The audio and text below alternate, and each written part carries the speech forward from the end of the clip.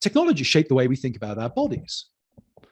Think about that statement, I'm a woman trapped in a man's body. Why did the doctor 100 years ago necessarily respond to that by saying, that's a problem with the mind. We need to bring the mind into line with the body? Because it was thoroughly implausible to give any other answer. The body's fixed. The body's sex is fixed. Now, of course, technology has trained us to think, well, our bodies are actually just stuff. Our bodies are really like the rest of the universe, just pieces of Play-Doh over which we can exert our power and our will. Technology has made that plausible. Technology has also transformed the nature of authority. Think about the traditional authorities that shape the sense of self, down to fairly recent times. The family, religious institutions, the church, the nation. All three of them have certainly undergone internal crises through corruption. We now know that not all families are great. There are abusive parents out there. The church, across the spectrum, has been exposed as being somewhat less than it claims to be or aspires to be.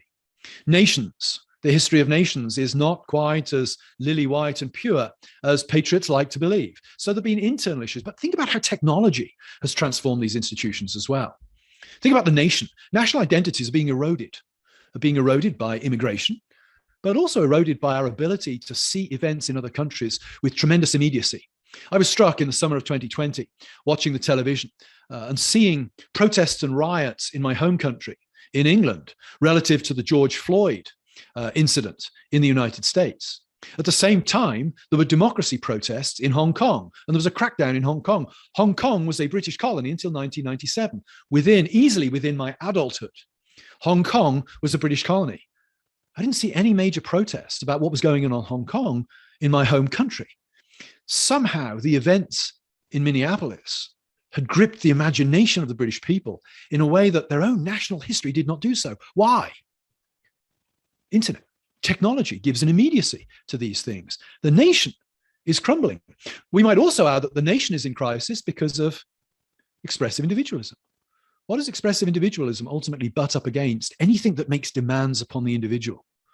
The sacrifice of the self for something greater is increasingly implausible to the expressive individual mind.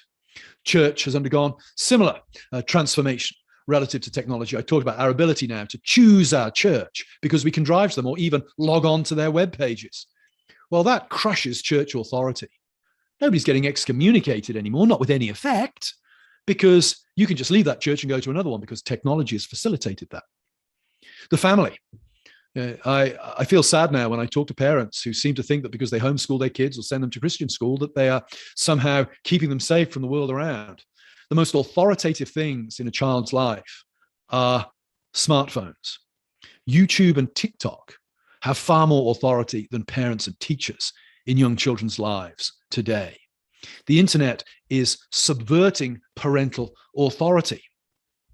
So we have that aspect. Those old things that would form our identity are being shattered or weakened in dramatic ways that make, of course, the expressive individual even stronger.